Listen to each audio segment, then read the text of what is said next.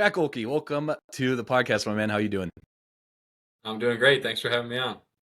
Uh yeah, man, I'm super excited. We were just we were talking a little bit before we started recording, and I was telling you how much I admired your March Madness run last year. And I think I admire the thing that I admire the most, and what makes March Madness so amazing is the fact that you get these players that just pop off.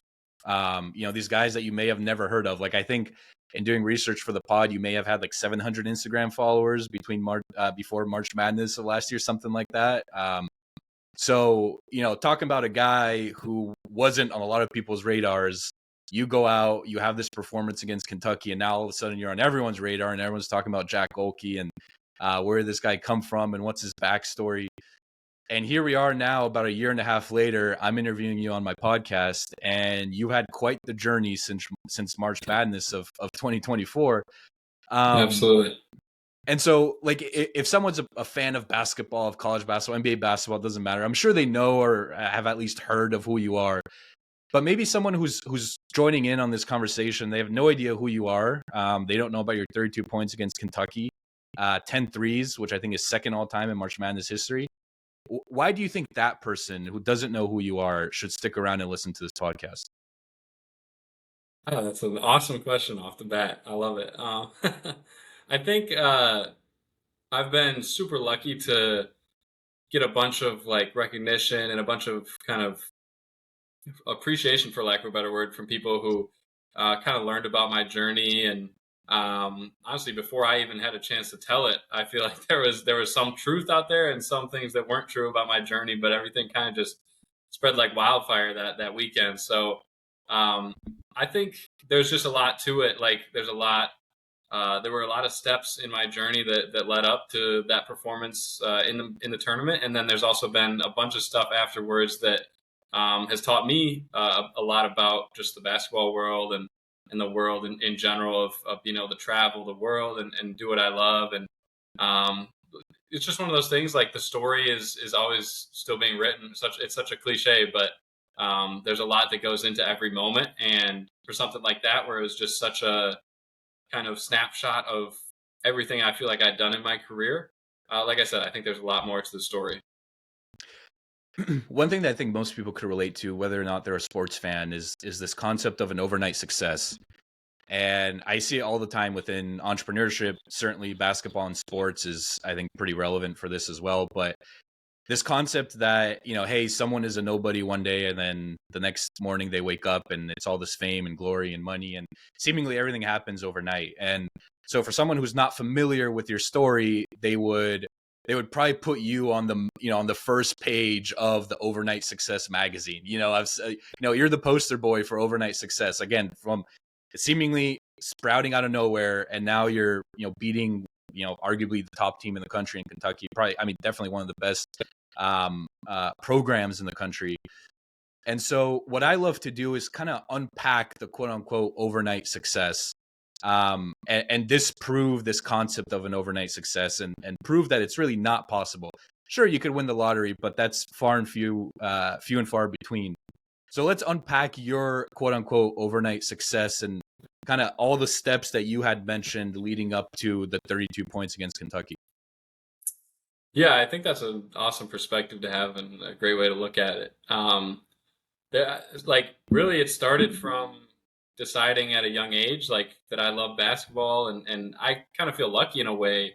Um, Basketball was just always what I loved to do, and I really always worked hard at it, but I never felt like it was a job, where I never felt like, hey, I don't want to go show up today. Like, um, people sometimes ask me like, "Oh, did you play any other sports growing up? Do you wish you did this? Do you wish you did that?" And I mean, when I was super young, I played other sports, but like I always just wanted to play basketball. So I would rather have been practicing basketball than playing football in the fall, or practicing basketball than playing baseball in the summer. So my journey, like I would say, really started in high school. I was a solid high school player, like pretty good, but nothing crazy. I had interest from all the good D3 schools in Wisconsin where I was growing up, and then a little bit of interest from Division II schools. But Hillsdale College was the only school that took a chance on me and gave me a scholarship offer. So I kind of felt like I had to take the full ride. Like it's hard to turn that down when you only have one. So um, I feel like at that point, I didn't really even have a choice where I was going to go. But I'm super thankful that that's where I ended up going because it really molded me and helped me grow into the player and person I am today. And that's kind of where the overnight success kind of started because when I got to Hillsdale, I was expecting, oh, like I was pretty good in high school. Like I'm going to come in, play right away, make an impact. And I really got humbled. Like my first year I redshirted, my coaches told me like, hey, you're not going to play. You need to get better. You need to get stronger, faster, more skilled, everything. So I redshirted my first year. That was tough. It was hard. I had a lot of work to do. I had to be in the gym every day. I had to do early lifts that maybe the other guys on the team weren't doing because they got to play in the games and stuff like that. But I think that kind of taught me hard work. And then the same thing almost happened the next year. It was my second year, but technically my redshirt freshman year. And I was like, all right, I'm going into this season. I remember vividly thinking like, hey, like I think I have a chance to earn the starting spot. Like I can do this and have a huge season. And same kind of thing happened. Like I didn't redshirt again, but I would get subbed into the game. If I made a shot, maybe stay in a couple more minutes. But if not, I'd play 5, 6, 7 minutes in the game and just really didn't have as big of an impact as I wanted. And I think that second year of college is when I really realized like, hey, if I really love this and I really want something out of it, like I gotta keep going. I can't just expect that overnight success to just come to me in one game. I'm just gonna all of a sudden blow up. Like it's gonna be a conscious decision every single day of hey, I really got to focus on what I'm doing and make sure I'm doing it with a purpose and coming in every day. So for the next couple of years in my time at Hillsdale, I really pride myself on how hard I worked and being in the gym every single day, multiple workouts, getting my shots up, focusing on my body, like taking care of myself nutrition wise, and of course in the classroom and stuff like that. So there was a lot that went into it, and I had amazing coaches and teammates too that helped me along the way. And I was finally able to crack the starting lineup, and then that season, like as soon as I got inserted into the starting lineup, we had kind of a surge and we ended up making the D2 Elite Eight, which was really cool because that was as far as my school had ever gone up until that point. And then kind of from there, I ended up at Oakland after I transferred. And really the same kind of thing happened at Oakland. Like life's really just a cycle. I got there and I felt, hey, like, oh, I'm going to have a great year. Like I feel comfortable with these guys. Coach Campy is awesome. He's going to put me in all the right spots. And everyone at Oakland believed in me right away, and they did put me in the right spots. But I went through kind of a big slump in the middle of the year, but nothing had changed. I was still handling my business. I was still working really hard. I was still doing all the things I need to do. But I just, for whatever reason, was maybe losing a little bit of confidence and struggling at some points. And then I had a conversation with Coach Campy that was really helpful and kind of inspired me to push forward. And then from there is where I feel like the overnight success kind of really started to show was the second half of the season. We had a great end of the year. We ended up winning both the regular season and the conference tournament in the Horizon League, and then going into that Kentucky game, I kind of just thought to myself like, hey, you've been through all this stuff. You've had highs, you've had lows. There's been times where you didn't even see the floor, and I felt like I deserved to, but now is the time. Now's the chance of I mean, we all know like March Madness, that's what every kid dreams of when it comes to basketball. Growing up, like, hey, I want to play March Madness. I want to be a part of that. And I knew that opportunity was huge going into the game, and it was one of those things that I couldn't let it slip away after all the years of hard work. You mentioned one thing that reminded me of this concept called going pro, and I think Stephen Pressfield, this author, first kind of I think I first learned it from him. But it's this concept of hey, whatever you're doing, take it a little more seriously and try to intentionally get better at what you're doing. The whole 10,000 hours I think is a little BS because it doesn't cover the intentionality aspect of practice and actually working on areas of weakness. So if you practice 10,000 hours, but you're practicing the wrong way, or you're practicing a bad habit, you're probably not going to get much better. So, but going back to the concept of going pro, it sounds like when you were at Hillsdale, that's essentially what you did. You're like, all right, I've been doing things this one way, but now it's time to actually go serious and go pro, quote unquote. So I know you had mentioned your diet and practice regimen and all the different things that you were doing. Can you expand a little bit more on that? Like, what was the actual difference between, I'll use the word amateur Jack and now Yeah. pro Jack? Yeah, it's like you said, it really is kind of a conscious decision to make that change. And I think, to be honest, like every athlete, and it's the same with every walk of life, but obviously I'm most familiar with sports. I think every athlete works hard. Like I think every athlete shows up to practice with the intention to get better that day, and they want to get better, they want to improve. And that was me when I was going through high school. I worked hard. I lifted in the mornings a couple days a week. I got up extra shots and all that type of stuff. But like you said, going pro and my conscious decision my second year at Hillsdale to really focus and really decide like this is what I want and this is the path that I need to take to get it. It took like you said, really choosing a couple set things and focusing on those. So, for example, like I changed what I did, and it wasn't just okay. Today, I feel like going to go get a workout in on this, so I'm going to do this when I go work out today. It was more of okay. We have practice every single day at 3 o'clock, so I know before practice I have an hour, and that hour before practice I'm going to get there. I'm going to be on the floor exactly 1 hour before. And with my coach, I'm going to work out and get up shots of these specific actions for 40 minutes. And then I'm going to rest a little bit. And then we're going to get into team practice. Same thing. But then that day, I knew I always had this gap between classes. And obviously, every semester, maybe it's a little different because of your schedule. But I always knew, hey, I need to get a workout in the morning, specifically working on all my offensive skills. I worked on my ball handling, I worked on my passing, and then, of course, my shooting and being able to impact the game in all ways there.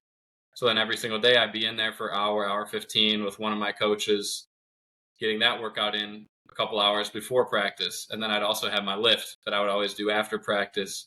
And I was fortunate to have a great strength coach who would provide me with the plan for that. So I didn't have to kind of worry about it and plan it myself. But um, it really was a conscious decision to think, okay, I know how I can build a routine out, and now I just have to stick to it. And I don't remember the exact quote, but I know one time, like I heard this thing.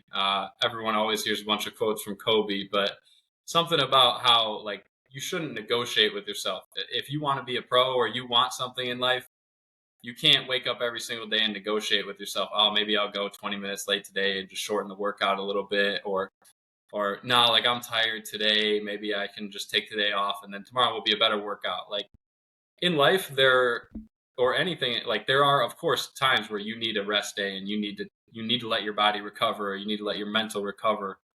But those need to be built into your plan. Those can't be negotiated on a daily basis of, hey, like I'm going to make this little tweak here. So I think that was the biggest thing for me was deciding, hey, this is what my routine is going to look like. This is how I'm going to build it out. And then making that conscious decision every single day to wake up, and as soon as it's time to leave for that workout and it's time to be locked in, like there's no debate about it. I got to go. I got to do it. And that mindset, I think, is what really helped me focus and start improving and taking big strides. It reminds me of this Michael Phelps quote, more so a monologue, but he was doing an interview, and I think the interviewer had asked him, what do you think separated you from the rest of the swimmers? Because once you get, like, I'd argue too, like once you get to the level of a Michael Phelps or like an Olympic type competition, or for you, the NBA, right? Like the physical differences are pretty minute. Like, yeah, you're gonna have a Hmm. Victor Wembanyama, right? These like extreme cases, but from player to player, like everyone's tall, like everyone has the build for basketball, for swimming, right? So um the interviewer asked Phelps, he was like, well, what do you think separated you? And he was like, well, I found out that most swimmers take Sundays off as a rest day, and I told myself I'm not going to do that, because if I practice every Sunday when they're not practicing over the course of a year, I'm going to have practiced 300, or sorry, 50 extra times than they have. And I never took holidays off, didn't take Thanksgiving off, didn't take Christmas off, New Year's, practice on those days. So over the course of a year, I may have 70 to 80 extra practices versus my competition. And he was like, I truly think that that was the difference. And whether it was or not, maybe Michael Phelps was destined for, for greatness from the day he was born. But um, hearing the sacrifices that you made, and then even the Kobe quote reminded me of that Michael Phelps story, because it's like, yeah, I think once you're at the top, the differences are minute. But to get to the very top, I think there's an extra level of detail and um, um, I guess, yeah, just attention to detail that kind of puts Yeah. you over that hump. No, absolutely. And I think that's one thing I love about sports, just because I feel like it's a little easier to understand and digest like those commitments that people make. And like for me, that was the level of commitment that I've stuck to, and I've made it what I kind of focus on, and I feel comfortable then living with the results of that. Like if this is how hard I'm going to work, which I think I work very hard, like I'm going to focus on all these things, and if I get these results of beating Kentucky in March Madness, like amazing, like what an experience. I feel super lucky to have gotten to do those type of things. But also, if we would have gotten to that game and I went 0 for 9 and we lost by 30, like, of course I'm going to be very upset, but I can live with myself looking back on it and say, hey, I did everything in preparation that I could have leading up to this. So now I can be satisfied, at least knowing, hey, I gave it my all. Maybe the ball didn't bounce my way, but at least I prepared how I wanted to.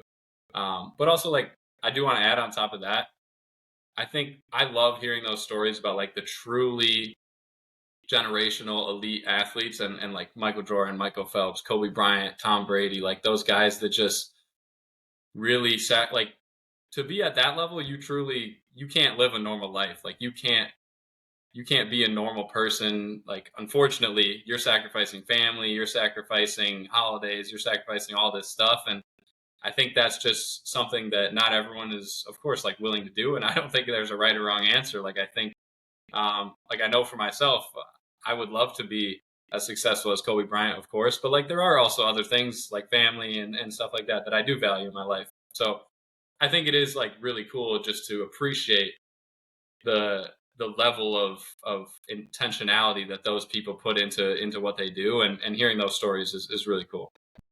I think you hit on a really key point, and it's one that I've been thinking a lot about, because I think there's a lot of success porn out there, right? Like people see Yeah, these quotes, they see the hard work, and they're like, I mean, of course it'd be cool to be Kobe, of course it'd be cool to be Elon Musk, of course it'd be cool to be Mr. Beast, and so they see all these things, and they're like, oh yeah, I mean, just work hard, sacrifice everything, and that sounds a lot better than it is in reality. And so yeah, one example that I always bring up is Mr. Beast did a podcast, and he said, if I cared about my mental health, I wouldn't be where I am today.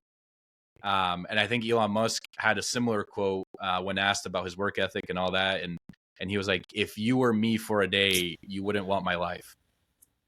yeah, Um, and so, like, there is the aspect of you see, a motivational reel on Instagram or a motivational YouTube video. And in those like 5 seconds, you're like, oh, like, hell yeah, I'm gonna be Elon Musk. Like, yeah, let's do it. yeah, Let's get after it.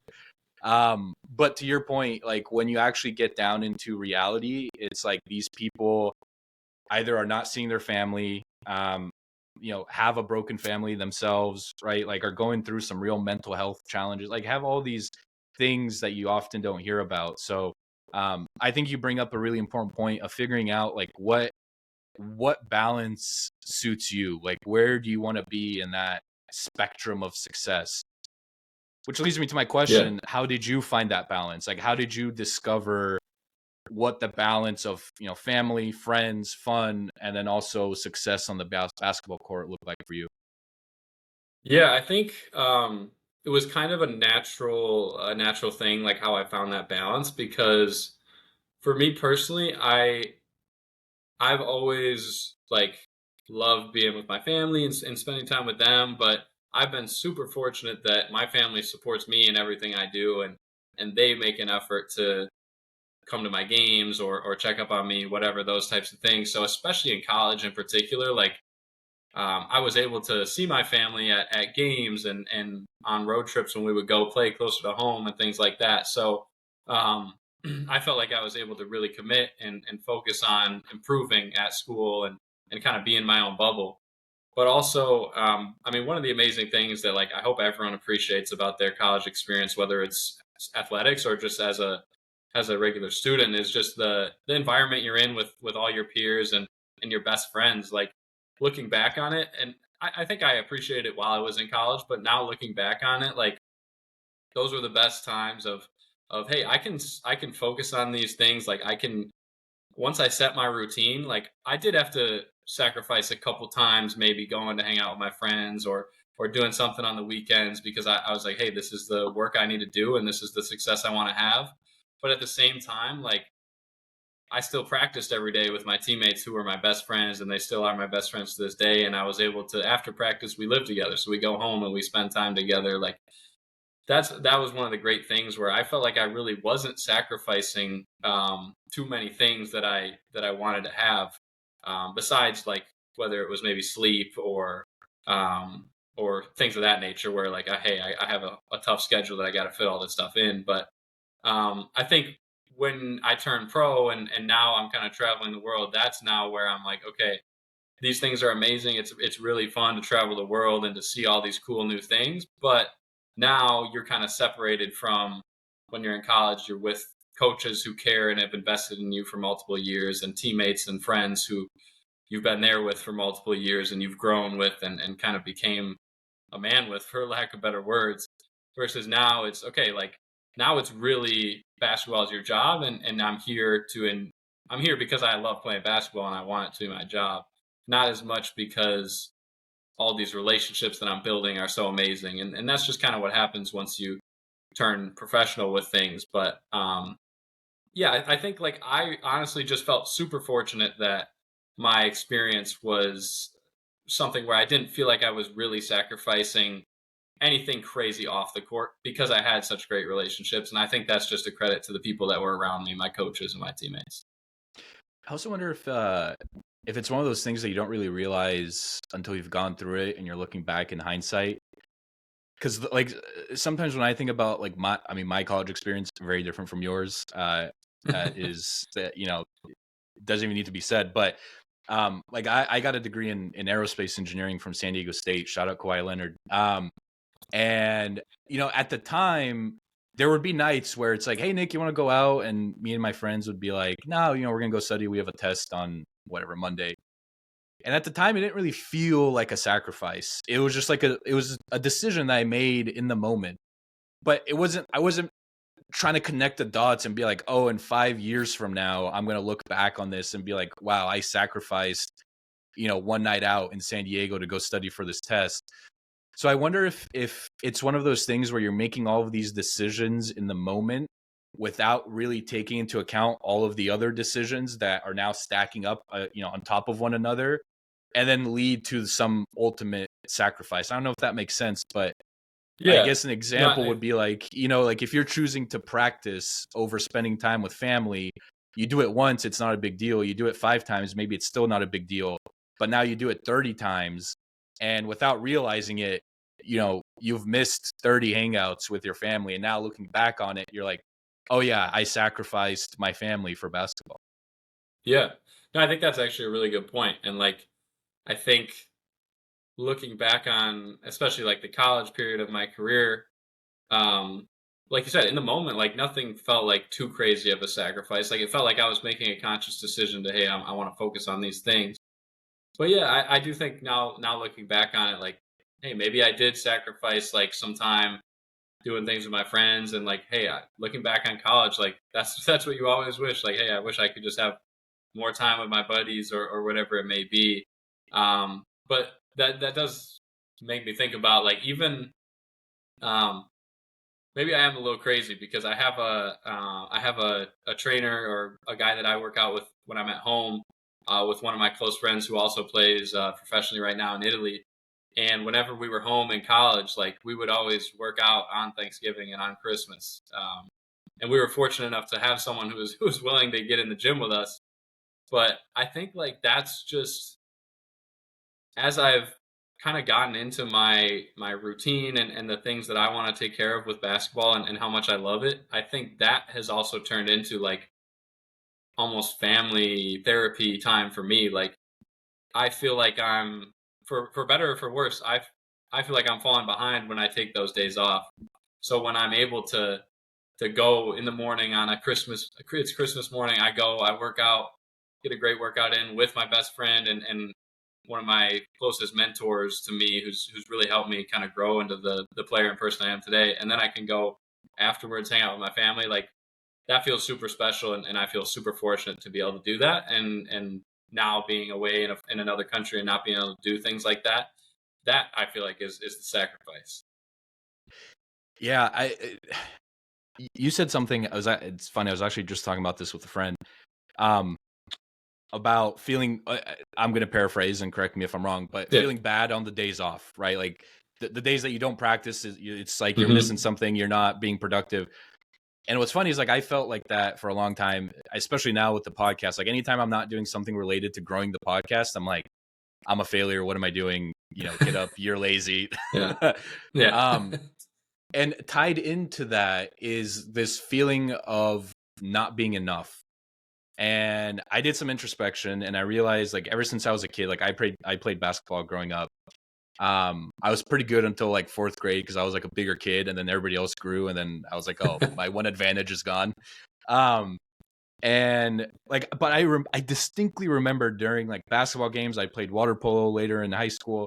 Like I could go off, I could have 30 points in a game. I could score 6 goals in a game, and I was just never satisfied. Like no matter what I did, there was something within me that was like, you know what, like you could have done better. You could have scored 7 goals instead of 6.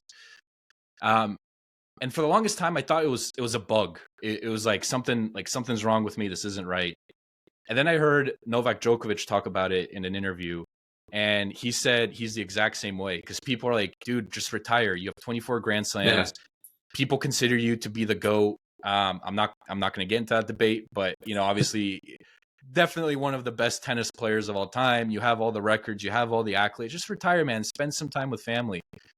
And he said he was like, I wish I could. I just have like something within me that like I'm just always striving for more and I'm never satisfied.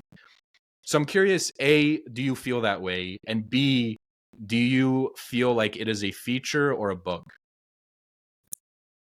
Yeah, I think it's definitely like a feature and something that anyone who feels that way should value it and appreciate it and um like make the most of it and really try to keep improving. But at the same time, like I think like we talked about earlier, you should try to find that balance and find kind of that stability with it. Like we said, everyone can't be Novak Djokovic. And if that's the path you choose, like more power to you, but that's no guarantee that you're going to be happy with that choice. So I think as I've gotten older and learned more about myself, especially, um, I think I've kind of a little bit pushed that mindset in a different direction. I think deciding, hey, these are the days that I'm going to take some time off and I'm going to spend time with my girlfriend or I'm going to go do this with my family and really be present in that moment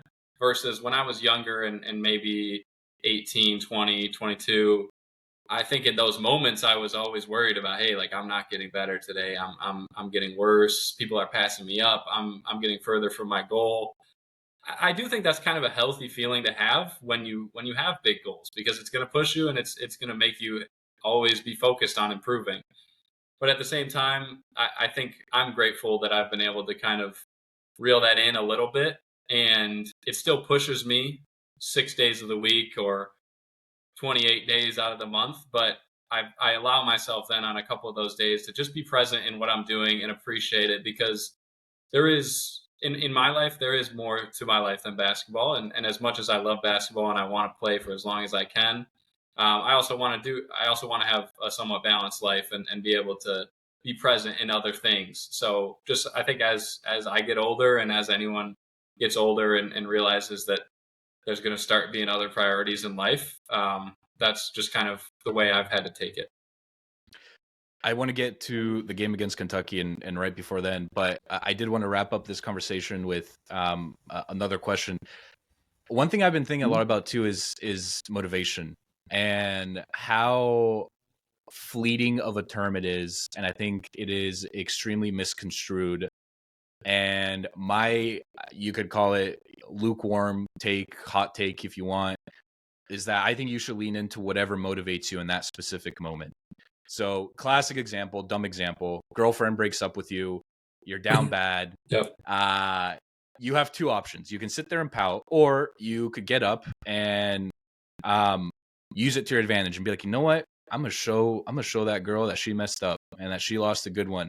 I'm gonna go out, I'm gonna get ripped, I'm gonna build a business, I'm gonna become a millionaire, I'm gonna do whatever you want, X, Y, and Z, as Hmm. long as it's like not something bad, right? Like if you're Yep. using that motivation to go and do drugs, like maybe not, maybe stay away from that. But like better yourself, right? Is Yeah. ultimately the end result.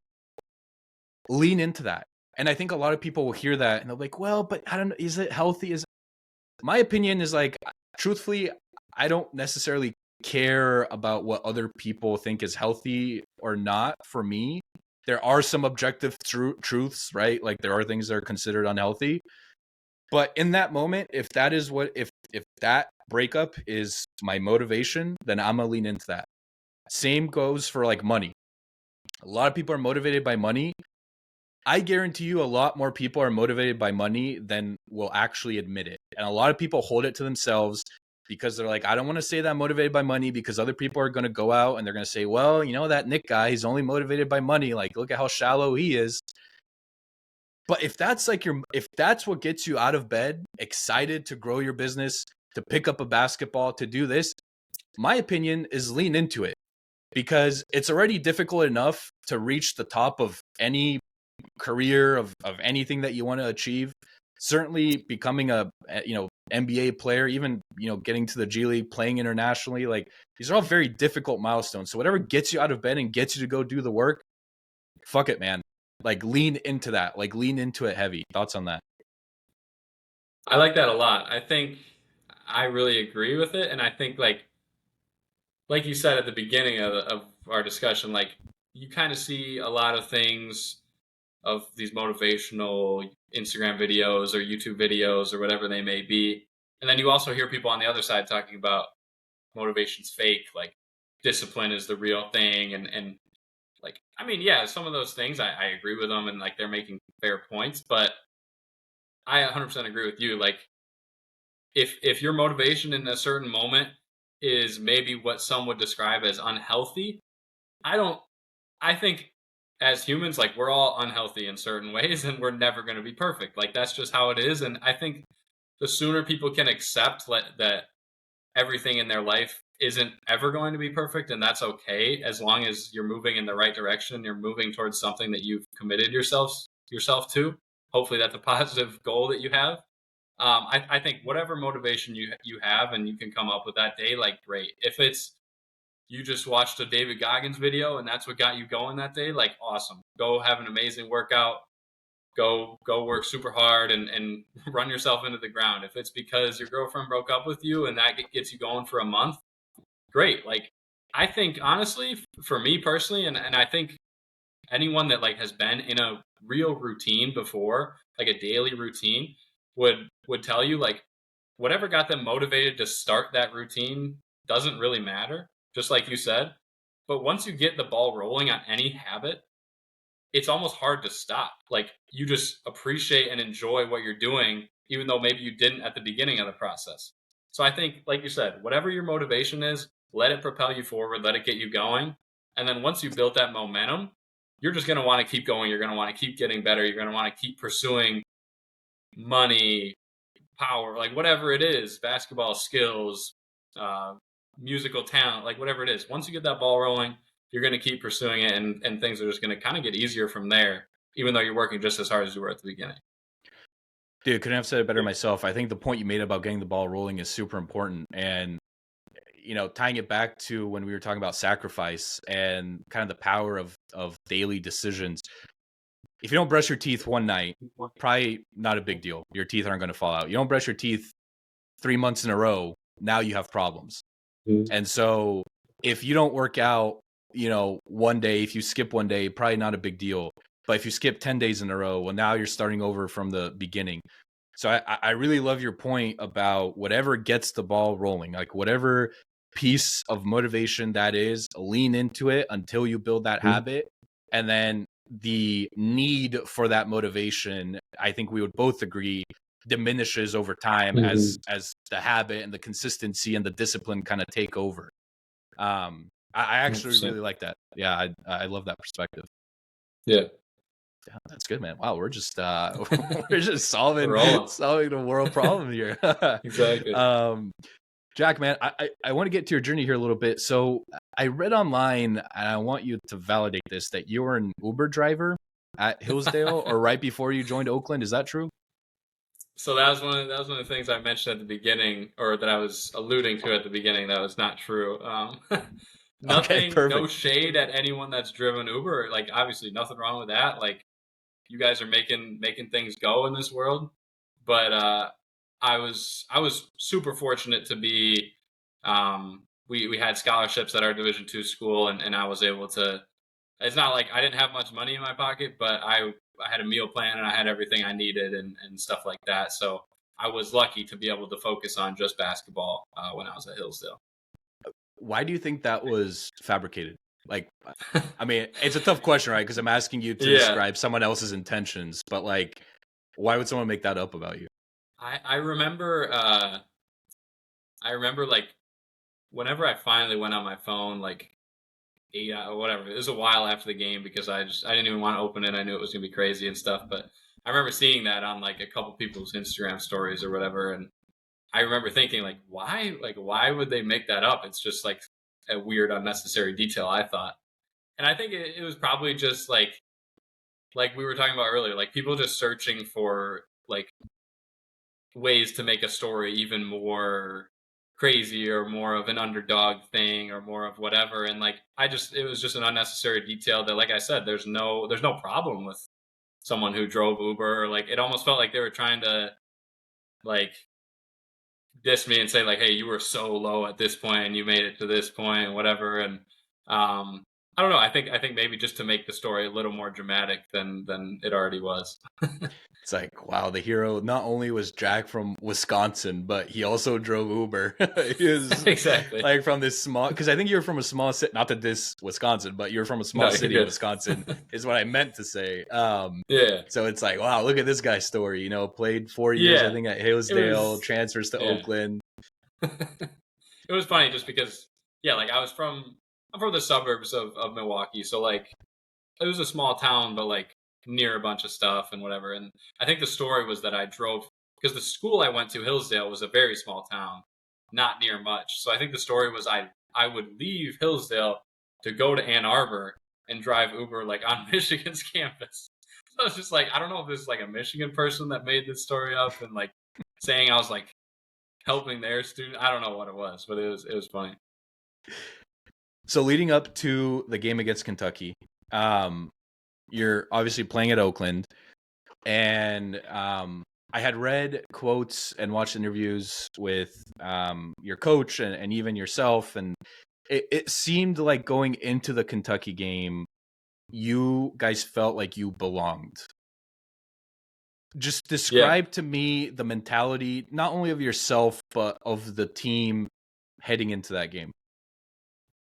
Yeah, I think it all started from Coach Campy and how he kind of managed the whole situation. Like our whole season, our goal was to make the tournament and to have an opportunity to make history. So he always talked about every game was a hurdle and every time we cleared a hurdle, like that's one step closer for us to our goal. And we even talked about that in like our non-conference schedule at the beginning of the year. We had a couple close games to Big Ten teams at the beginning of the season, and then he would talk about, hey, if we would have cleared one of those hurdles, we would be this seed in the NCAA tournament. And then we ended up beating Xavier in a non-conference game, and he's like, hey, that's really going to help our resume. So I think he was just the way he builds out his schedule and the way he kind of teaches and coaches his team at the beginning of the season is really focused on being at your best in March and looking back on those early season experiences that maybe didn't go your way and realizing, hey, we still competed at that high level and we can do it. So once we got the draw and we saw we were playing Kentucky, like we were honestly just excited for the opportunity and he framed it perfectly for us. Like he told us, hey, It's the first day of the tournament. It's the 7 o'clock slot. Can't be more prime time than that. You're going against the biggest blue blood in the country, against the most famous coach in the country at the time. Now that Coach K had retired, and like it just could not be a better situation for us to put ourselves on the map. So he kind of just told us all that stuff. It's this opportunity. And then in that week of practice, we didn't prepare any differently than we had the whole season. Of course, we focused on their good players and how deep they were and how much talent they had, but we didn't treat it like it was any different than like a Horizon League game. And I think also like my mindset going into it was, hey, we've worked hard this whole season. We've worked hard our whole careers to reach this point and get this opportunity.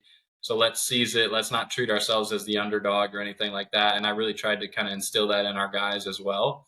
And I think even like one of my favorite parts about the week was, I mean, we're just coming from the Horizon League, so there's like maybe a couple reporters at each game, and what they cover like really no one's really reading it or anything like that. And all of a sudden we're at our practice the day before the game, and there's cameras in the locker room and like 5 reporters from Big Blue Nation accounts or whatever they are, and they start interviewing me out of nowhere, and I was confused, like, why are you guys coming to me? What are you gonna ask me about? And I'll never forget, like they came up to me and, oh, like, so Kentucky is the best shooting team in the country. Like, what are you guys going to do to slow them down? And I just, for whatever reason, maybe I was feeling cocky in the moment or whatever, but I just remember saying like, hey, like, I think we have the best shooters in the country on our team. Like, we'll see what happens in the game. Blah, blah, like paraphrasing a little bit, but that's basically what I said. And I remember like then their players took it and ran with it and said, oh, like they're talking crazy, whatever. But you got to trust yourself and you got to believe in yourself going into those games. Like really at the end of the day, I think our message from coach, from myself, and from all our teammates was, we're not happy to be here. Like we're not, oh, like we made the tournament, our goal is done. Like no, it was we're here to win. And even after we lost to NC State in overtime, like we were devastated. We thought we could make a Sweet 16 run. We thought we could make it further. So just having that mindset of we're not necessarily happy to be here. Like we're here to win games. How do you actually believe that though? Like you could Yeah. say it like, hey, we're not an underdog, but I feel like deep down, you're like, hey, we're playing against Kentucky. Like it's a pretty big, task to complete here. So like, how do you truly believe that, down to your core, and how do you get a whole team to buy in like that? Yeah, I mean, I can't obviously say for certain that like every single guy in that locker room was like going into the game thinking, "Hey, we're gonna win." And I think that's also like everyone approaches things differently. Some people really like to be the underdog and feel like they don't have pressure and feel like they can just go out and play freely. Some people, that's how they're gonna perform at their best. For me personally, um, I perform at my best. I feel like I perform at my best when I have when there's pressure, when it's the big moments, the big games, and I feel like, hey, this is the time to really level up my game, and this is when we're gonna go win. This is when we're gonna go make an impact. So I think it really just boils down to like I treat confidence for myself as a skill. Like I think confidence, that's something that I try to kind of communicate with people and maybe get them to understand too, that confidence is really a skill. And everything that I did, as we talked about earlier, starting with my routine and all the work that I was putting in up until that moment, from Hillsdale to time at Oakland up until that game, was it was all kind of in the backlog of my brain. Like, hey, any shot that I can take in this game, I've taken it 1,000 times before at full speed in a workout. Any defensive play that's going to happen in this game, like obviously these are amazing players, but I've done all the reps in practice to be ready for it. Any timeout situation where we're drawing up a play, I've played as much basketball. I was an experienced grad student. I've played as much basketball as anyone on this court has, so I know how to execute in these situations. I think consciously treating my confidence going into that game and going into any game as a skill that I've earned, that I've built up over the years, is what helps me go into that situation and say, no, I deserve to be here, and I'm going to win this game.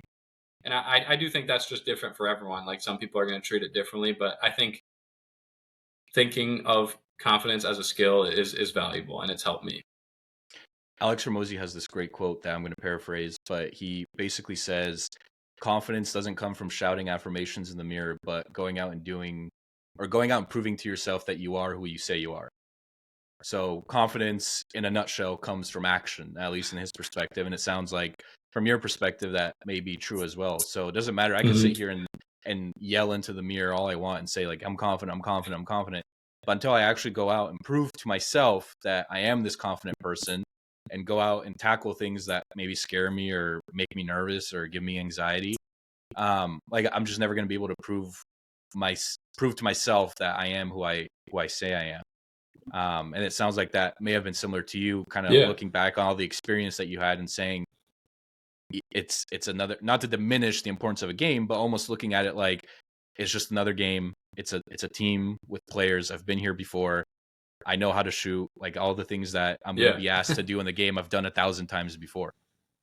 Exactly. And like even just acknowledging the fact that I hadn't played in March Madness yet, but I had been fortunate enough like I've experienced every kind of outcome that possibly could have happened. Like I had games in high school where I made 10 threes. I had a game in college at Hillsdale. I'll never forget where I think in the first half I was like 1 for 8 from three. The team was like leaving me open or whatever, and I was struggling. And then the second half, I was 9 for 11 from three, and I had 10 threes in that game. And I had a game early in our season at Oakland against Michigan State where I was 1 for 10 from three. And um, I remember Coach Campy telling me before the Kentucky game, I think he was trying to motivate me that, hey, remember that game against Michigan State? Like, I talked to Coach Izzo the other day, and he still doesn't know who you are. Things like that. Like, I remember all those games, and I know how bad it can go. I know how awesome it can go, but I know like going into it, I need to have this mindset and understand, hey, like I've been in every situation. If I miss my first three, that doesn't mean I can't make my next five. Like whatever happens, happens, and just try to approach every individual play in that game with the same tenacity and with the same energy. So before the game, what are you feeling? Like I'm talking, maybe 10, 15 minutes before tip off. Or maybe if you want to give us like a timeline of your Yeah. nerves and your anxiety, maybe starting at like the morning of right up until tip off. Yeah, so my same as I kind of talked about with my workout routine, like my game day routine is very like dialed in, very kind of almost OCD in a way if you want to describe it that way. So, um I wake up in the morning, I go get a light breakfast. I'm really just feeling excited like for the day. I think it's a great opportunity, but we got shoot around right early in the morning. So there's not really too much like thinking to do because we just got to focus on that. So that's a good like way to distract yourself, get the day going. We had to shoot around, like get our shoot around in. It's exciting, it's fun.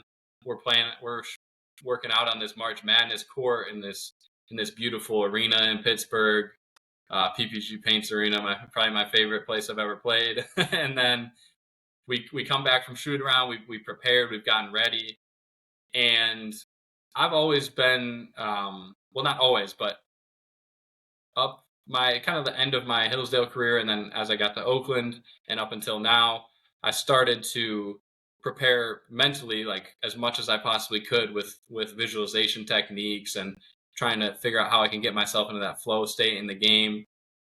And in after shoot around this day, like I just remember I kind of put my phone away right away. I don't remember if I was reading or listening to music or what I was doing, but spent a little bit of time kind of just chilling, listening to music, hanging out, just thinking about the game. And then I really like to like actually try to run through the game in my mind and kind of picture every situation. And that really helps me like visualizing everything that could possibly happen. And then once the game comes, I almost feel like I've already played the game and seen these situations happen. And that day, like I've just never I wish I could replicate how I felt. And I think of course part of it is just because it was such a big stage, such a big opportunity. But I've never felt that focused going into a game before. I always like to feel confident. I always like to be focused, but I've never felt that confident, that focused, that locked in going into a game. Like I felt going into that game like, and it's obviously easy to say now, and you don't have to believe me if you don't want to, but like I going into that game, I felt like not necessarily I'm going to score 30 points, but like I'm going to have the game of my life in some way of we're going to get this win, and I'm going to have a huge impact on my teammates, and they're going to help. They're going to have a huge impact on me, and like everything's kind of just going to fall into place because it has to. Like I've done everything I could to prepare for this moment, so I'm ready for it. We get to the game, we start warming up. I'm excited, but not like overly wound up or anything like that. I was calm. I was ready to step on the floor, and I remember missing my first two shots and just thinking like, hey, I've been here 1,000 times. I've kind of just I'm tuning out the crowd. It's just us 10 guys on the floor, and I'm glad I was able to approach it that way, and I'm glad that I was that focused going into it. But it was really like a magical magical day, honestly, for lack of better words. What is that though? Because I asked that in reference to this feeling that you had going into the game that you were going to have a big night. Maybe you didn't think it was going to be 32 points and 10 threes, but you felt good. And it's funny, like, again, not trying to compare it, but when I do certain podcasts, like I'll go into the podcast and I'll start talking and recording. I'm like, yeah, like I'm feeling good. The questions are rolling off. The thoughts are coming quickly. I'm not messing up quotes. I'm not messing up people's names. Like it's all going well. Like I feel like I'm in this flow state. And I've heard other people talk about it. Um, what's interesting to me though is like you basically said you didn't do anything different from what you usually do in terms of your routine, pre-game, all of that. So like what is that? Is that just like the stars aligning that one night and everything goes perfectly? Like do you have any explanation for it? I think really it's just like, of course, it's a little bit of.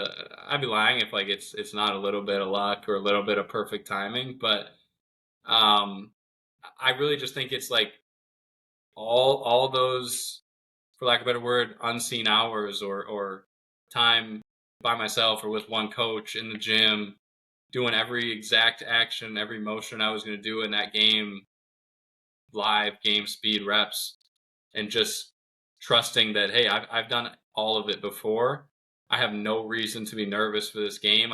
This is the biggest opportunity that I've always dreamed about, and everyone's of course gonna kind of treat those things differently and handle them differently internally. But for me, it was just it wasn't anything other than the opportunity of a lifetime. So like I have to take advantage of it. That was really, to break it down, like that's all I felt was this is the biggest opportunity I've had to this point in my career, and I might ever have in my career. And be kicking myself if I didn't take advantage of it, and if I didn't leave this game saying, "Hey, I put it all out there, and everything I've invested 10,000 hours in for the past 5 years, like, has been worth it." So, as crazy as it sounds, like, even if I love what I've gotten from my professional career so far, it's been up and down, but I've enjoyed it and I appreciate it. But like, if I'd never really achieved the professional things that I want to achieve, I still feel like all those hours and everything were worth it. Just as crazy as it sounds, like for that one moment to say to myself, "Hey, like I in that moment that I knew it was my chance, like I took advantage of it." Do you feel offended when people say like, "Oh, Jack just had a lucky night"? And not to forget too, you scored 22 against NC State in the next game. I think you hit 6 threes in that one. So still really good. But do you ever get offended when people or Kentucky fans they bring up that game like, "Oh yeah, Jack just got lucky that night." I do kind of get offended. I can't lie because I know it was like a big, of course, like it's the big stage. Like no one had heard of me before and whatever. But I thought I was that good before the game, and I like I don't think like just because I had that game, like it only could have happened that one day. I mean, there was a game earlier that season. Of course, it was against a Horizon League team, so not Kentucky. But there was a game earlier that season. I had 30 and whatever, 30 something, and 10 threes, and a couple games I had 8 threes, and there was games at every level I've played at that I've had that type of thing. And of course, like the timing, it was perfect. Like you couldn't have asked for better timing for your game like that. But I don't think it was. I guess yeah, it does kind of piss me off if I hear like, oh, he got lucky, like whatever. and I know, like, I mean, I said it after the game, like, I'm not a first round draft pick. No one's gonna put me high on their draft board, but like in my heart, I think I'm gonna have those type of games, and I know I'm that type of player that can go out and make an impact like that. So, um, if I had another opportunity, I'd go into it thinking the same thing, and I think I'd have the same result. I heard this story that Kevin Hart brought up on Diary of the CEO. I saw a clip of it today. And it's a metaphor that actually Scooter Braun had originally said, and then Kevin Hart took it from him. Scooter Braun, top manager, has represented people like Ariana Grande, Justin Bieber, just really big in the music scene. And he opened up recently and talking about some of the struggles that he went through, some of the mental health stuff. This podcast sounds like it's taking a turn for something a little more serious, but I promise That's all right.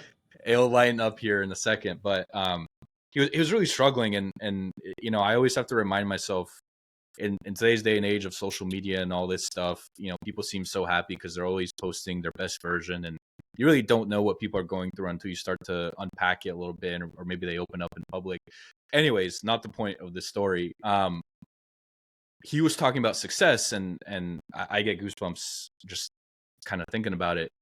And he was like, yeah, I came up with this metaphor for success. And he was like, imagine there's this competition, and the competition is if you just hit a fastball off the best pitcher in the MLB, whoever you think that is, you win $1 million. And it's being hosted at your local baseball field, whatever. And just imagine how many people would line up for that opportunity. Line probably down the street into the next street, probably 10 blocks over, just a line of people, millions of people. And one person would come up and they'd swing and they'd probably miss. And he said every time somebody would go up and swing, the chances that they would get right back in line and take another swing are low, which means that if you are the person who goes and takes a swing and misses and then gets right back in line, guess what? That line is now going to be a lot shorter than when you had first arrived, because that many people would have quit after the first swing. And he said success is not hitting that fastball on the first swing, because not many people could do it. Success is lining up time and time and time and time again and taking a swing every single time until you hit that damn ball. And if they have to extend that competition for 5 days, for 2 weeks, for a year, because you keep lining up, well, God damn it, like, you are going to be the reason they do that. I just get goosebumps thinking about it, because I think, so many people, and it ties back to what we were talking about earlier, this concept of an overnight success. And so many people would swing the first time and never swing again. But it's the people who stick with it for 5, 10, 15 years, however long it takes. Those are the ones who ultimately find the success. The reason I bring up the story is because your journey reminds me a lot of that story. Like, again, a guy who comes from a small town in suburbs of Wisconsin, goes to a small school, is there for 4 years, transfers out to Oakland, right? Not on a lot of people's radars. Here comes Jack Gohlke, keep swinging, keep swinging, keep swinging. Yeah. And now all of a sudden he's scoring 32 points, 10 threes against Kentucky, beats one of the top programs in the nation. And now you're on everyone's radar. And now people are like, wow, must be cool to be Jack Gohlke. Yesterday he wasn't a basketball player. Today he woke up and he hit 10 threes Exactly. against Kentucky. That must be pretty dope. But what they didn't see is you kept lining up time and time again, and you kept swinging. And so that's the reason I bring up that story, because I wanted to share it with you, and B, it just reminds me so much of your journey, man. No, I appreciate that, and I think that's an awesome story. I really like it, and I kind of want to share a little story of my own, like that really coincides with it. One thing that I've really, maybe the best thing out of this whole experience is how it's shown me, like, there's a bunch of kids out there who want to be involved in basketball, and now they recognize me as someone who can teach them, and who they can learn from, who they can look up to. And um, I this past summer I ran a bunch of camps in kind of my hometown area and in Detroit, and I love doing it. It was a ton of fun, and kind of how I want to tie it into that story is I opened the camp with a video for the kids. Like some of them knew really who I was, some of them didn't really know who I was, who I am, but they kind of their parents signed them up or whatever it may be. But I showed them the video, and the first 45 seconds of the video was me from Hillsdale, me from Oakland, me as a pro up until that point. But it was just me missing shots. It was 45 seconds of me missing shots. And I paused the video after 45 seconds, and I kind of just asked the kids, like, what did you guys see there? What are your takeaways? What did you think about what you just saw? And they're all like, oh, you missed all the shots, like whatever, whatever. You suck. And I just think like teaching kids or anyone that message of, especially in sports, like but everything, like all you see is the highlights. All you see is LaMelo Ball just had 40, he made 8 threes, whatever. Like Jokic just had a 50-point triple double, blah blah blah. But you don't see in his last workout or in his workout 10 years ago when he was in high school, like he was struggling. He couldn't figure out the footwork. He couldn't figure out this or that. Like, I think that's a really important message to pass along. Same exact thing that you just said, like with swinging the bat. You're going to fail a lot. And being able to accept that you are going to fail, but that it's making you better. And that, hey, that next part of the video I showed, it's 10 threes in the tournament against Kentucky. Like, how cool is that? So, I love that message, and it's something that I really really stand by too, and that I really try to pass on like to the next generation of athletes or business kids or whatever it may be. I think that's a super important message to share. No, I love that, man. And the really cool part is people can actually go back and watch the highlights of some of the games where you sucked, where you missed all Yeah. those shots, where like this isn't like some fairy tale that you're saying No. and you're like, hey kids, I was really bad, but here I am now. It's like, no, like go back, like you showed the video. Like here's me missing threes, here's me going 1 for 10, here's me going 0 for 8. I encourage anyone, who wants to start creating content, to kind of bring it back to I guess what I know really well, Yeah. this world of content. Go back and look at some of my first videos. Like go back and like it's on YouTube. Go back to my very first interview. Like go back to my first like 30 interviews. And you'll see a guy that was super timid, that felt like he needed to stick to a script, that he needed to ask these questions and be super robotic and just be all and just go back and look at it. Make fun of me, do whatever you want, whatever helps you sleep at night. But the point of the story and the point that you were trying to make, as well, is that you're gonna fail. You have to start from somewhere, Exactly. and it's not gonna be sunshine and rainbows. It's gonna be a tough road, but I think you just kind of have to keep believing that what you're doing is right, and keep believing in yourself, and just keep pushing forward and telling yourself, you know what, it may suck now, but it's gonna get better one day. Absolutely. And if you decide, like whatever it may be, whatever your dream is, whatever you want to pursue, like that's your dream and that's what you want. Like accept and prove to yourself that it's worth chasing and it's worth pursuing. And of course, like life's going to try to get in the way, and things might happen here or there. Or as you get older, it might seem like it's got to go away. But just trust in yourself, and if this is your dream, like go chase it, because that you're going to be most satisfied with yourself if you at the very least, like you got to give it everything you have.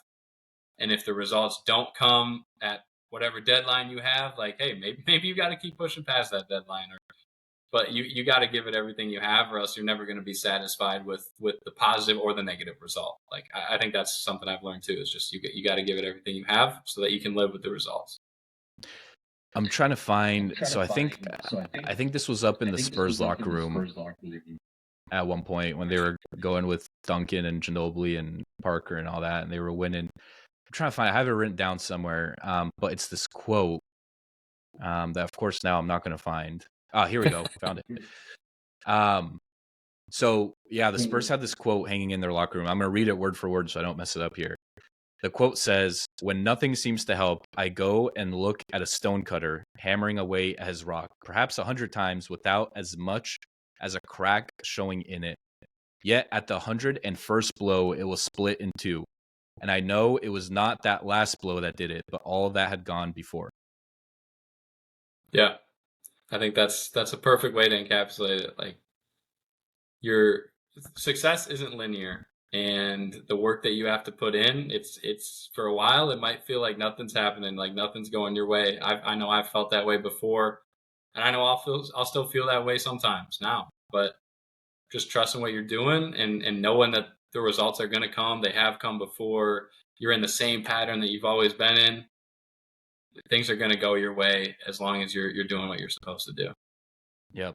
Jack, a couple more questions here, and I'll let you go. I've already taken up an hour and 5 minutes of your time, No, no but worries, no worries. um, so I'm trying to see what question I wanna go with here. I have a couple good ones cooked up here. I just want to see which one I wanna.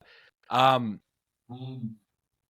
Many would consider you an elite shooter. I certainly will. And so I'll say it for myself. I consider you an elite shooter. I think other elite shooters out there include the likes of Steph Curry, Ray Allen. List goes on and on. From your perspective, what do you think is the most misunderstood part about being an elite shooter? Oh, I could talk about this for 5 hours. I could make a whole podcast series about this, but um, my short answer will be the idea of reps over everything. It's not necessary. Of course, you need to get a lot of reps in, and you have to have your form and everything dialed in. But to be a truly elite shooter, and I'm delusional. I think I'm as good of a shooter as Steph Curry, but I also know I'm not as good of a shooter as Steph Curry. But to be a truly elite shooter at let's say like at least the high levels in college and then into pro, it's more about how can I improve at game speed when people are going to be chasing me and their sole goal is to not let me shoot. How can I improve at that speed and at that intentionality rather than, hey, this summer I just shot 50,000 shots on the gun from the corner, from the wing, from the top, and from the other side. Like the intentionality of how you get to become an elite shooter is more important than X amount of reps, or like we said earlier, 10,000 hours, so to speak. It's more about how can I really figure out what my reps are going to look like in the game, and how can I practice those reps over and over and over exactly how they're going to come in the game, so that when that game comes, I trust myself and I know, hey, in practice, I shot this percentage or whatever it may be. In the game, I know I'm ready to shoot 40% from three. Whereas sometimes you see guys who are elite practice shooters or elite workout shooters making 80%, 85% of their shots in practice. But once it gets to the game, maybe they don't trust themselves or they don't trust what they've been doing or they haven't been going game speed in those reps, whatever it may be. So I really think like focusing on getting those game reps is what develops elite shooters. And you see it like even if you just watch 30 seconds of a Curry workout, he's not even, as crazy as it sounds, like he's almost running more than he's shooting in his shooting workouts. Whereas you see some guys, whether it's college, high school, even pros, that get in 1,000 shots, but how many of those shots that they just shot they'll actually get in a game that year? Like that's before you get to your next question, I'll be wrap this up in 20 seconds. But another thing I tell the kids when I work with them at these camps is like, how many times do you think you shot a top of the key catch and shoot standstill three in your last season? And all the kids are like, I don't know, like 2 or 3 times. But in these drills I'm about to show you, like you're gonna shoot shots at full speed at your pace, but full speed in this workout, and then you're gonna translate that into a game. So I think that's like a super important thing to understand for people who want to get to that next level as a shooter. That's a really good point, man. It sounds so like, yeah, no shit when you talk about it, Yeah. but um, yeah, I guess I had never thought about, trying to mimic an actual game scenario. I do want to go back to something though. You said at the beginning, you said it kind of jokingly, but it was interesting. You said, I think I'm as good of a shooter as Steph Curry because I'm delusional, but then you quickly said, I know I'm not. So I need you to Yeah. expand on that. Where do you stand on the Steph Curry scale? So I don't know if it's like a skill I have in my own brain or what it is, but I like, as crazy as it sounds, if you put me in a gym with Steph Curry right now, I would believe going into that competition that I was gonna win. And I would believe, even after I lost, I would still believe that I should have won or that I would go back again and win. But at the same time, I respect the fact that he's made 4,000 threes in the NBA, whatever it is, and he's had times where he makes 120 threes in a row in a video, like whatever. I I respect so much how great he is at his craft because of how hard I've worked at the craft and the level that I feel like I've achieved. I understand, like, there are levels to this, but at the same time, as a competitor and as someone who's put in my fair share of time at it, I still feel like I can go in there and I can compete with Two things. One, the reason I ask is because I had, well, A, because I thought it was funny, but B, them. well, funny how you like quickly said, Yeah, yeah, no, I'm not that. I'm actually not Steph Curry. But B, because I had Kyle Sloter on the podcast, who was backup quarterback for the Vikings. He had a brief stint with the Broncos, and he talked about this delusional self-belief that he has. And the example that he brought up was like, hey, if my team was down 3 with 2 minutes left and we needed a game-winning touchdown drive, and you put me, Tom Brady, and Patrick Mahomes on the same field, like I'm choosing me 10 out of 10 times. So yeah. it reminded me, like you talking about this delusional self-belief that you have reminded me of Kyle's example. But B, like going back to, or sorry, this is two, not B, but second part of that is going back at the beginning when we were talking about Michael Phelps and just the levels. You had just said it, there's levels to this. Why do you think Steph Curry is better than you? Or let me rephrase that. Why do you think Steph Curry has achieved more success than you have? Yeah, I think, like, it's one of those things that with anyone, like we talked about, with anyone at the true peak, the pinnacle of their field, like, maybe he's just been willing to sacrifice more than I have, and he's gotten in more hours of intentional work, and he's gotten in more. He's had more situations that he's put himself in to be successful, and he's just really given it. If I've given it, I feel like I've given it 100%, and I know I have deep down, but his 100% might be higher than my 100%, and I think for me personally, like, I'm okay with that, and I can live with that, and what I'm giving is I'm giving it everything, and I think I'm doing great, like, achieving as much as I can, and I think I'm going to keep climbing. But I think, I don't know, I don't want to discount myself, but I think just Michael Phelps, Tom Brady, Steph Curry, like, they're just giving more, and they're throughout their whole career they've spent more time, they've given more.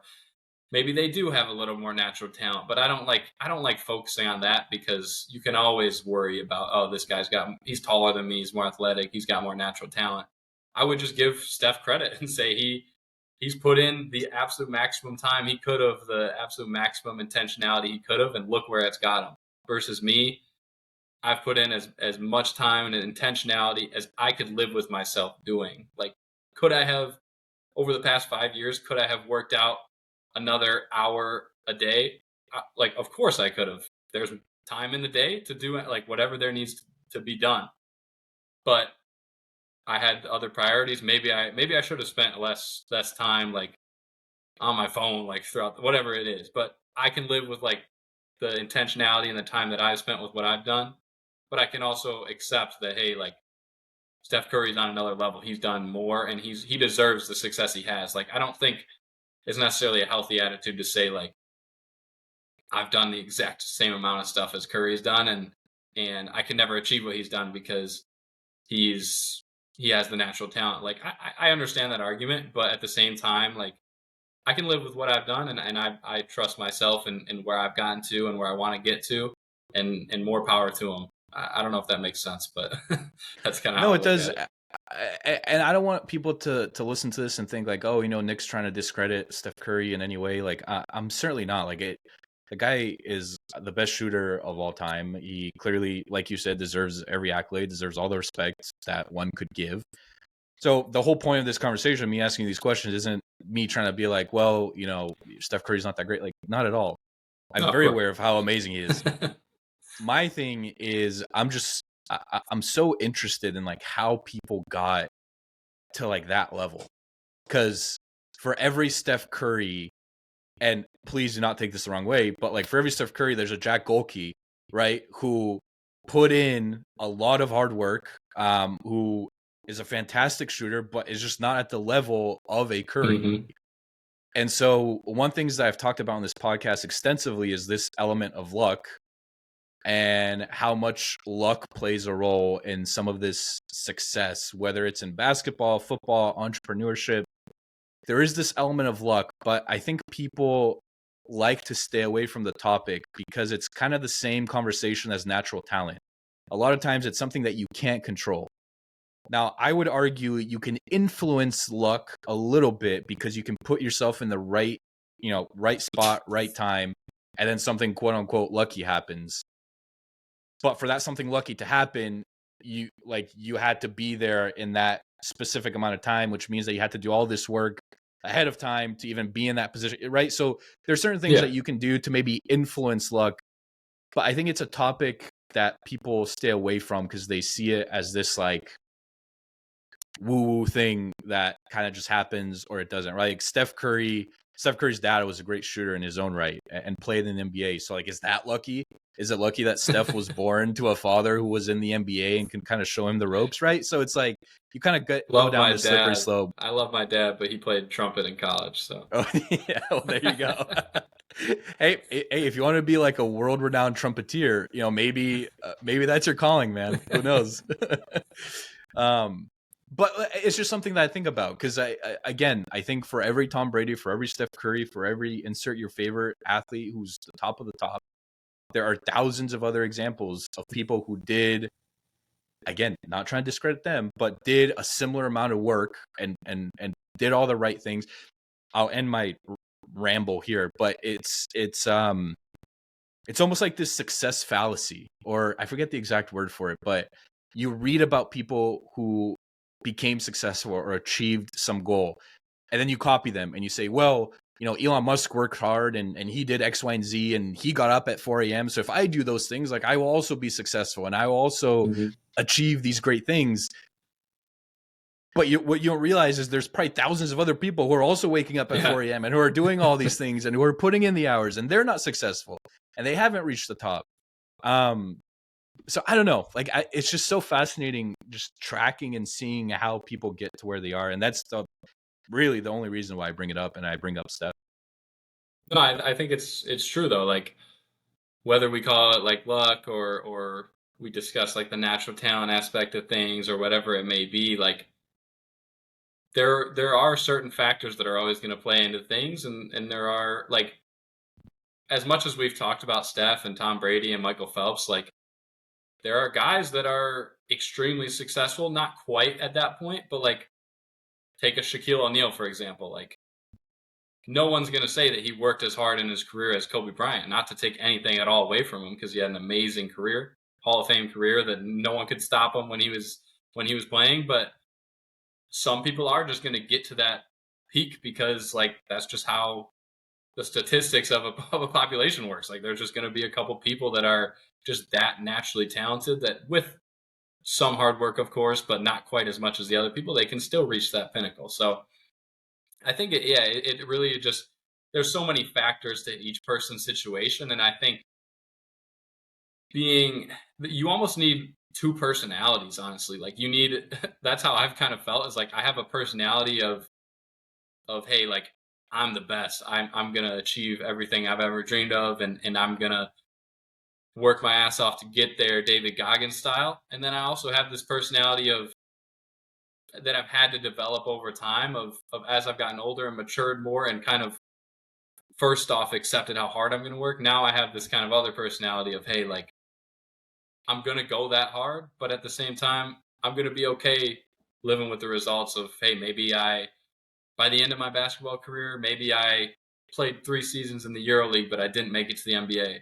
But I did everything I could to get to that point, and I also got to spend a little time with my family along the way and my girlfriend and all this great stuff. So I think yeah, it just comes down to like each personal situation and how you're gonna attack your goals. Yeah, love that. Jack, I want to give you an opportunity to, and really this is, I'll let you in a little secret. This is for the clickbait. So this is Okay. so whatever story you tell next, like this is going in the title. This is gonna go viral on Instagram, on TikTok. Like this is what people click on the podcast for. Like all that stuff about Okay. like Okay. motivation and all that inspirational stuff, and like that's all right. Like people don't care about that. Like who cares about that? Facts. What they're here for. I'm just obviously That's I'm for messing us. around, but what I'm alluding to is any stories, any crazy DMs that you got after that game against Kentucky, and even after the NC State game, after the March Madness. Like what was like the craziest part of that entire experience? Easiest part of that experience and like my favorite part and the thing I love to look back on the most is probably just like the whole scene of how like learning how NIL operates in such a short window, especially.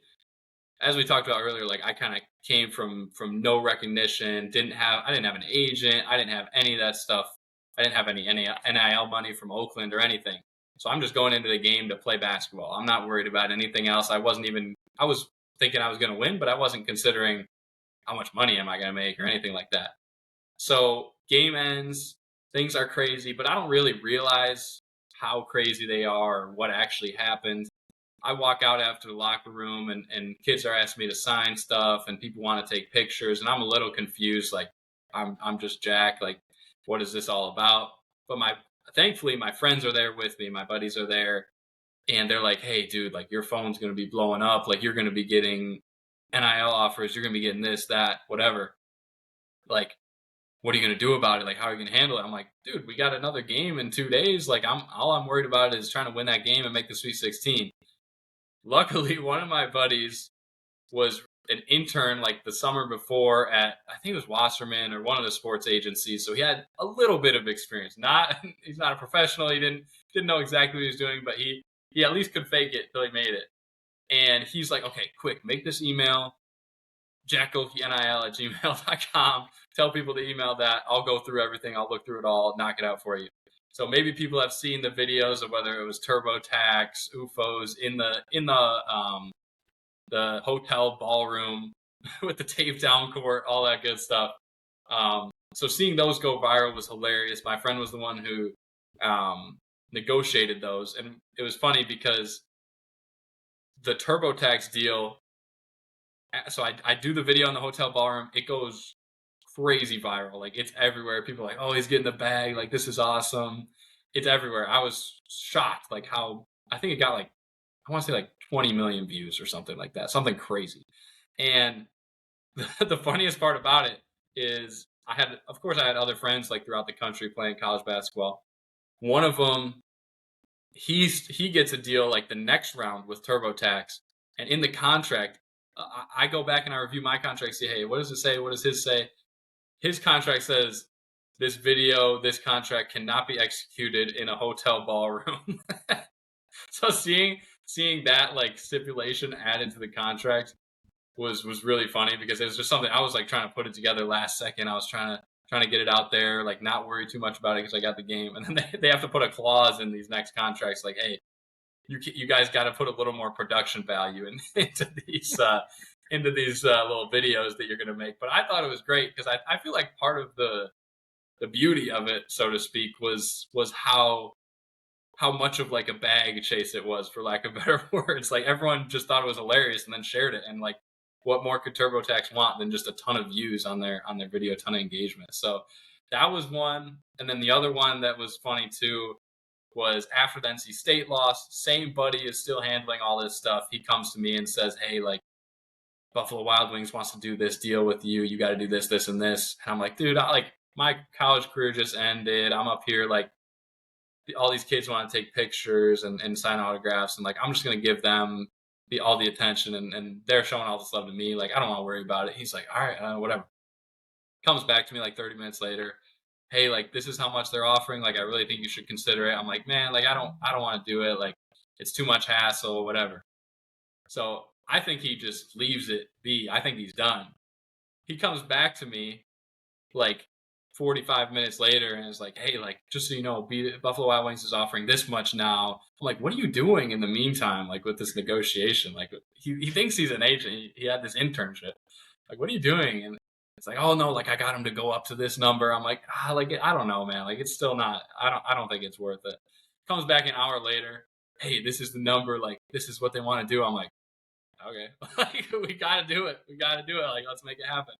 But then what I learned about the next day is, without saying numbers, like they jumped like quite a bit on how much they were willing to pay, and in between, he never came to me, and they said a number that I would have said yes to immediately, and he said no to it. So if I would have gone to my email like the next day and said, "I see this number from Buffalo Wild Wings," and he said no, and then the next day I just have to be like, "Well, I guess we can't do it because he said no." But he did get a little more out of him. So more power to him. But I would have probably killed him if I saw that number the next day and we didn't end up doing the deal. I love that, man. Dude, it's funny. Speaking of the TurboTax commercial, because I or like the ad, whatever. I went back and I watched it again, and I was going through some of the comments, and I think people really liked it because people thought that you looked. And I don't know if you're gonna take offense to this or not, but like a normal dude, Yeah, yeah, like almost like 100%. a tax accountant. Like it's like, oh, this seems like very realistic. Like Jack Yeah, seems like he could be my tax accountant, and I think that's partly exactly. why it worked. No, it was like a perfect partnership, honestly, with TurboTax, and it was fun. Like I enjoyed it. The first video in like the ballroom went crazy, and then I actually did like some engagements with them at the Final Four, which was really fun. And I mean, just like stuff like that. Who could have ever like expected or forecasted that's how like the whole situation would play out? But yeah, just like leaning into the accounting thing. Like I got my accounting degree from Hillsdale. I got my master's of business from Oakland. Like that, it really is who I am. So I can't even be Love it. And to dispel some of the rumors that are going out on the internet. So like Kim Kardashian not in your DMs. Just want to mad. set the record straight, just so that people know. Kim Kardashian was not in my DMs. All right, all right, good to know. I would Jack, have I had to got chase two. that bag. Yeah, well, that's I don't blame you there, man. Two more questions for you. Um, there's like this way of looking at life, which is put yourself almost, people say it's like main character energy, right? Like you're the main character in your own movie.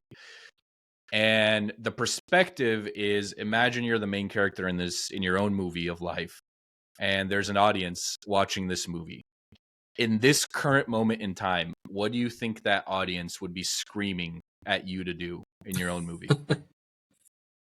Wow, that's an awesome question. That's an awesome question. I think at this moment in time that they would be screaming at me to not to not forget about like what got me here, to not forget about what my dreams are with basketball, and how to achieve those dreams. Because I mean, in reality, like I kind of touched on it earlier in the podcast, but like being a pro, like, and especially being overseas and away from your family, like it's not all sunshine and rainbows. Like there's hard moments, there's times where you miss home, you miss your family, I miss my girlfriend, like whatever it may be. And where, as much as I love basketball, like as a human being, you're gonna think, hey, is this really what I want to do? But I think, like, I know basketball is what I have such a passion for, and I just want to keep pursuing it. And I think that's what everybody would be telling me is, hey, like, don't let those little moments of a failure in a game, or of course you miss your family and you miss your girlfriend and you want to be with them, but don't let those moments take away from this incredible journey that you're on, and that you can still achieve your dreams. What is your dream? I don't think we ever defined that. What is your basketball dream? Yeah. Simple answer, like to play in the NBA, and to be a part of the greatest league in the world. But um, longer answer, to just continue to play and continue to grow every single season, and have a professional career at the highest level I can, just until I feel like I'm not improving anymore. And once I'm done improving as a basketball player, I think that's when I'm ready to take the next step in my life, and move on to the next thing. But as long as I'm continuing to grow and get better every single day, and try to get to that next stage, I want to keep dreaming. I want to keep chasing, and keep growing. Love that, man. I got one last question for you, and then there's a little thing that we do on every All episode to right. kind of wrap this up. I don't know if you know this, but there's an article that I'll put in the link. I'll put the link in the show notes. There's an article that came out recently. I can't remember who published it, but basically the title of the article was, and I forget his name, so this is turning out to be a real bad story. But it's like, this person's name from UC San Diego is primed to be the next Jack Gohlke in next year's March Madness tournament. Has it hit you that you almost have like this legacy and people are now saying like, hey, so and so can be the next Jack Gohlke, like he has the potential? Like, do you think Hmm. about that? Like, does that register for you at all?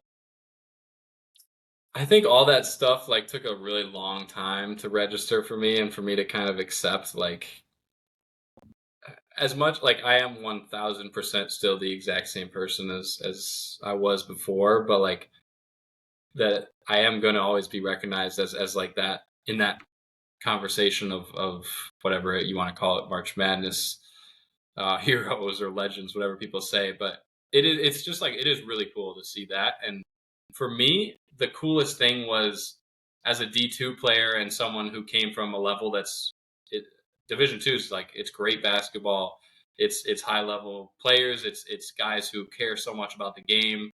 To come from that level and to maybe I'm giving myself too much credit, but to come from that level and to kind of put that on the map almost, so to speak, of hey, like this Division two transfer did this in March Madness, and then I remember like seeing that offseason even a bunch of stuff on Twitter about like D2 transfers looking to make the jump to D1. This guy has a similar profile to Jack Gohlke, or this guy could be the next Jack Gohlke in uh, in the regular season next year or in March Madness next year, whatever. And to see that was like super cool because those D2 guys where I played, and even D3 and all those smaller levels, like they obviously are never going to get the recognition that I want them to get, but to see some stuff like that where guys can make that leap and get a little more just respect from programs and get more opportunities, I love to see that, and that's really cool.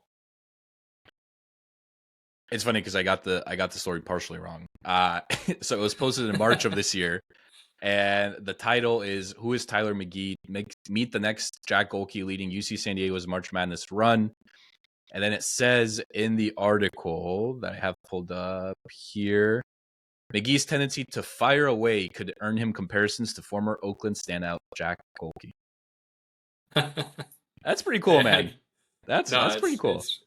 it's really cool, and the whole experience was awesome, and just to still see the ripple effects of it is awesome. But um, one thing just like to add about the whole thing is I really appreciate like all the people that kind of show me love at that time and still to this day. Like even you just inviting me on the podcast, I appreciate it, and just like to be able to really just experience everything that you want to out of that tournament as a kid is something that's really cool and I'll never forget. Well, man, I'll be honest. We don't have to get into it on this podcast. I'd love to have you back on because I want to pick your brain on some more just like general topics, basketball, Yeah, sports absolutely. media, all that jazz. The reason I started this podcast is because I felt deep down like sports media was taking a turn for the worse a little bit. And Yeah. you don't have to respond to any of this, but just with the whole sports gambling and I've expressed my views on this podcast plenty of times, and the one thing that I always say is like I'm not going to be a hypocrite. Like I do bet on games. Like I 100% like I'll have fun with my Yeah. friends. I'll place a parlay. I'll do a bet. Like I'm not some perfect human being. Um, my issue is the way in which it is promoted and the how prevalent it is across all the major sports networks. It literally in game, like there will be, you'll be watching a basketball or NFL game, and it's like mid game, it's like, hey, the line was seven and a Yeah. half heading into the game, and now it's 2.5. Um, and if you look at a lot of podcasts, like even non-sports podcasts, and listen, everyone has their own agency. You can do what you want. It's a free country. It's why we love America. But like just the amount of money that's being pushed and it's crazy. Like seemingly definitely every sports, I don't want to say every, most sports podcasts are sponsored by a gambling partner. You have podcasts like Theo Vaughn that, are also sponsored by gambling partners. Again, his isn't technically classified as a sports podcast, but um, the where I'm going with all of this is I remember growing up and hearing about these athletes and their stories and their journeys. And, I had mentioned at the beginning of the pod, or maybe I didn't mention it, but we were talking before the podcast. My family is originally Serbian. A lot of them are in Montenegro. You played in Montenegro for a year. And so growing up, I was a huge Sacramento Kings fan. We had Peja Stojakovic, Vlade Divac. They were both from that area. And so just hearing about their story and their journey inspired me. I was like, wow, I want to be like Peja one day. Like, I want to be able to shoot like him. And now, like, you turn on Sports Center, you turn on any one of these other networks, and it's like, hey, same day, parlay boost and all these things. And I think we've kind of lost our way a little bit in what makes sports so magical. Like, yes, you get to brag to your friends, and yeah, you get, all these things, but I think what makes it so great is hearing about these athletes and where they came from. And I hear about a guy, Jack Gohlke, again, who came from from the suburbs of Wisconsin, went to this small school, lights up March Madness, beats a top program. And, you said, hey, you were honored to be invited to come on this podcast.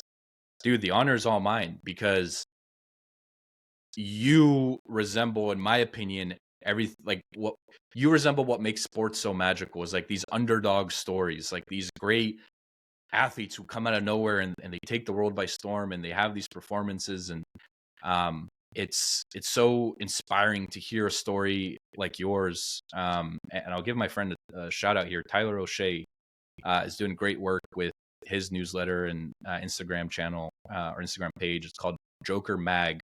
I'll put the link for that too. He's been blowing up recently, but he highlights underdog stories.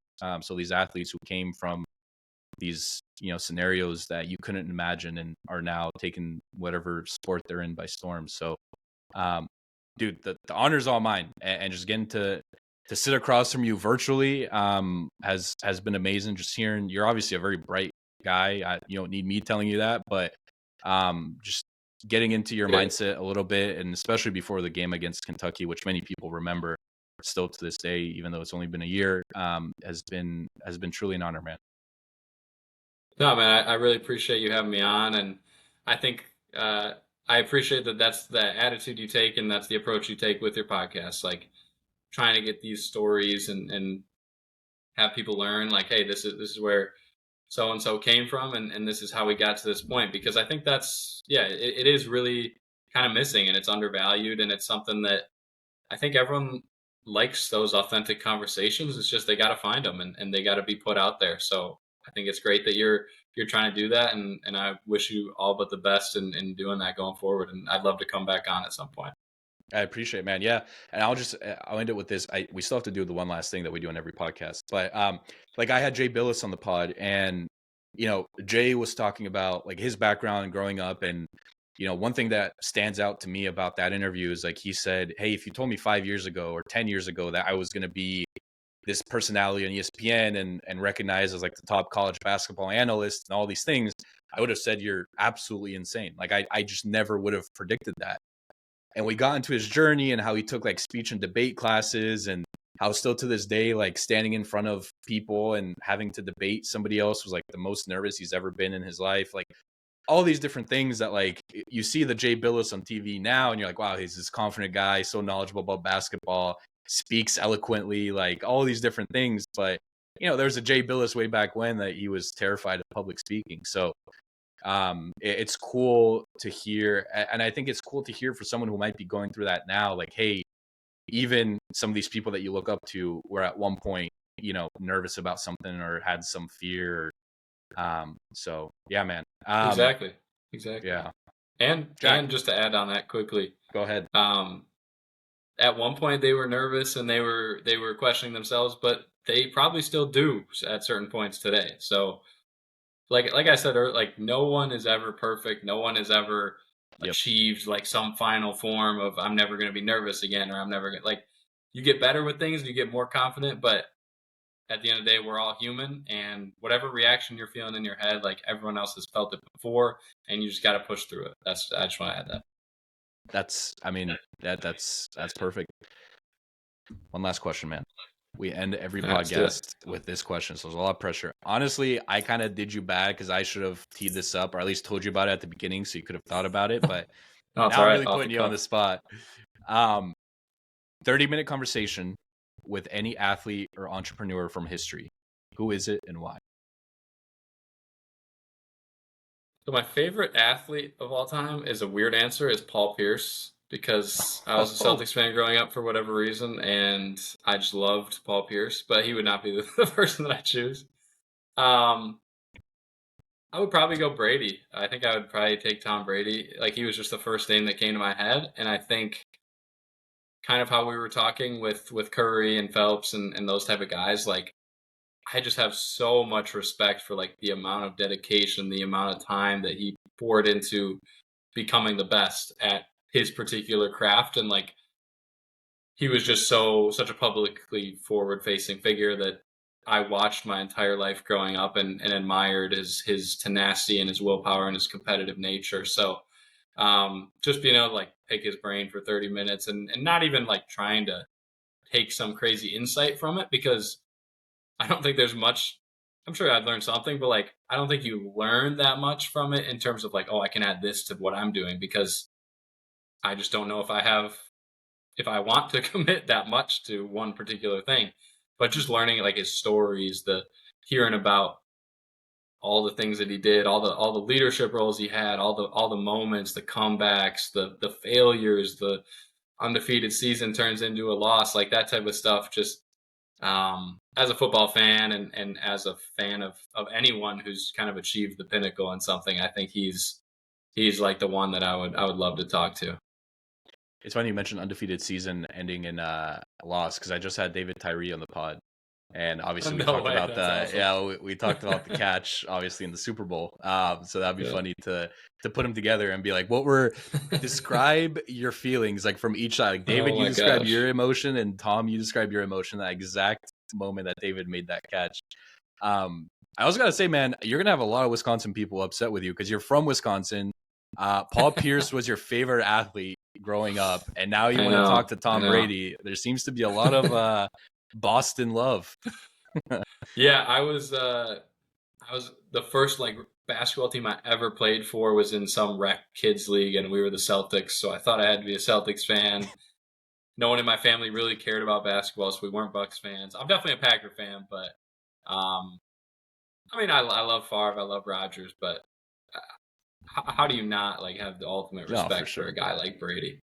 Yeah, no, I'm just giving you a hard time. Uh, Jack Gohlke, dude, thanks so much for coming on. This has been a great experience for me, and it's been a full circle moment for me watching you on TV and watching you drop 32 points against Kentucky. I'll never forget where I was. I was at a bar with friends, and I just remember like looking at them and being like, dude, like who the hell? Because of course I had Kentucky over yeah. you guys. And so I was pissed. I was like, dude, who the fuck is Jack Gohlke? Like, where did this guy come from?